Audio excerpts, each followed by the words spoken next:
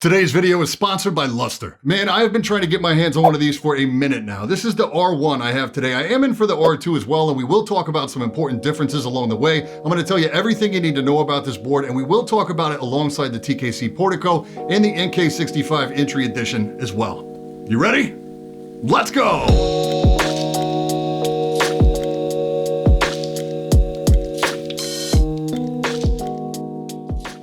So the KBD67 Lite R1 originally went for like $105 when you could find one. It currently goes for about $135 US, putting it well above the NK65 Entry and above the Portico as well. For transparency, I bought this one today. Shocking, I know, but mechanicalkeyboards.com got a surprise shipment of these R1s in that I guess have been in transit for a long time, so I was quick to jump on that. I was also pretty shocked to find out they get stuff delivered from KBD fans on a pretty regular basis. Different components like cases, PCBs, stuff that you need for DIY builds. So if you can't find it at KBD fans, make sure you check mechanicalkeyboards.com. I will leave an affiliate link down in the description. This board arrives in a zippered hardshell case, which must just be a thing now for entry-level boards. This is the best one I've seen yet. It's terry cloth lined. It feels really good. Inside you'll find some tools, spare parts, and some warnings about assembly, plus a link to the build guide. You'll also find a USB-A to USB-C cable as well, the same coiled telephone style cable that we've seen with a lot of these boards. This feels a little thicker than most, though I don't think anybody really likes these. I think it's pretty safe to say they could stop including them. And of course, you get the board itself. This is the clear case materials ABS plastic.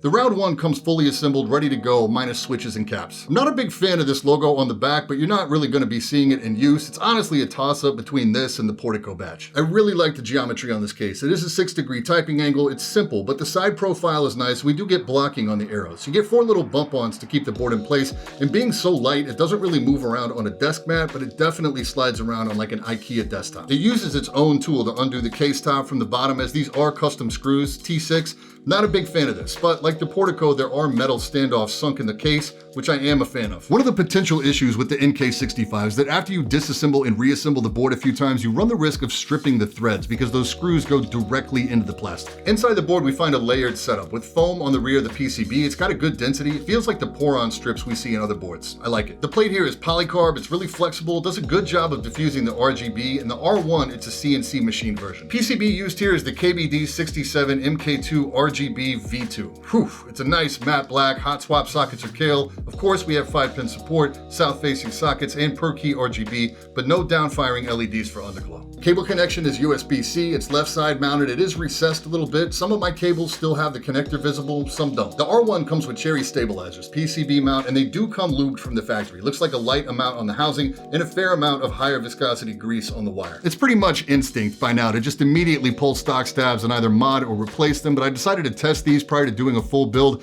and I was really impressed, like surprisingly good right from the factory.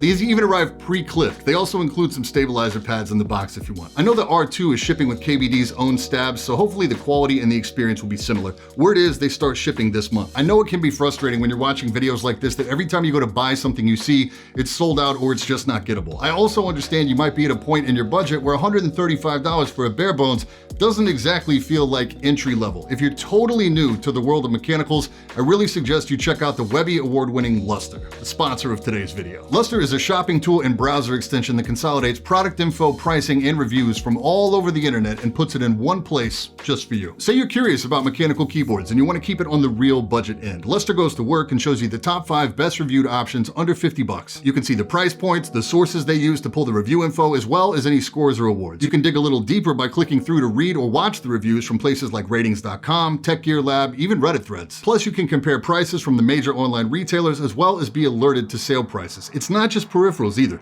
They list everything from like air fryers to hammocks. Lustre is totally free. It works right in both Amazon or Google, and it can save you a ton of both time and money when you're searching for your perfect product. Click the link down in the description to learn more. Big thanks to Lustre for continuing to support the channel, and thank you for your time. I really appreciate it. So they call this board a gasket mount, which is one of the biggest buzzwords we've seen come out of custom mechanicals over the past few months. We've seen it implemented to varying degrees of success. Some great, some not so much. This one's a little different in that we've got a single piece of silicone that sits between the plate and the PCB, and that provides the gaskets as well. So it's like a modified gasket mount. The top of the case also has some silicone bumpers placed in there as well. For this build, I opted to go with some Penguin Tactiles from Kinetic Kinetic Labs. Tactile gang, what's up? These are a light, mid-bump tactile, 67-gram spring weight, manufactured by Duroc. These are a palm stem, polycarb top, and nylon bottom. They arrive unlubed, so I went with some 205 grade 0 and GPL 105 on the springs. It's honestly a little thick. If I had it to do over again, I'd probably go with something a little thinner, especially if you're using the lighter 63.5 gram springs. I've really been focusing on touch typing lately, and I wanted to go with something unique, so I got a white on black MT3 set from Drop.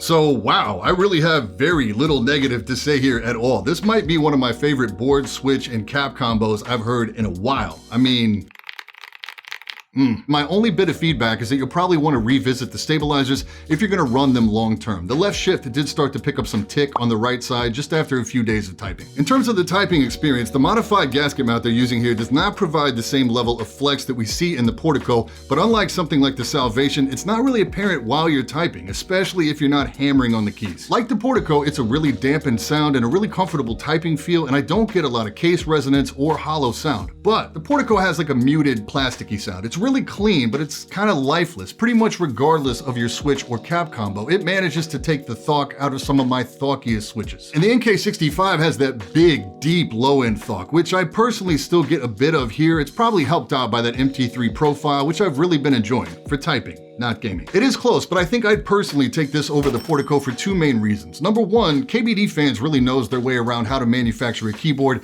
and a PCB. They do this a lot, so I think I would trust the quality control of KBD fans over TKC. And number two, I just really like the acoustics of this board. Portico does have underglow, which doesn't really give you that full effect. You do get color matched C3 equal stabilizers though. I think the KBD67 Lite has the better looking plate. Both have VIA and QMK support, both have screw-in stabs, both have blocking on the arrows, so it is pretty close. And I ran the Portico in regular rotation for a while too. I just personally feel like this board edges the Portico due to acoustics and the more attractive case geometry, like that side profile there, but more objectively, I don't really think you can go wrong either way. That leaves the NK65 currently trailing the pack with its lack of metal case hardware, no blocking or spacing on the arrows, and its plate mount stabs. It is worth saying that the NK65 was first to the party on these entry-level plastic 65% boards, so it should be due for a refresh. And I still have yet to get my hands on the Ikki68 Aurora, but I should have one arriving really soon. As always, links down below for everything we talked about today. Any questions? Hit me in the comments. And that's it for this time. I'm Brian P. Thanks so much for watching. Don't forget to hit that like button,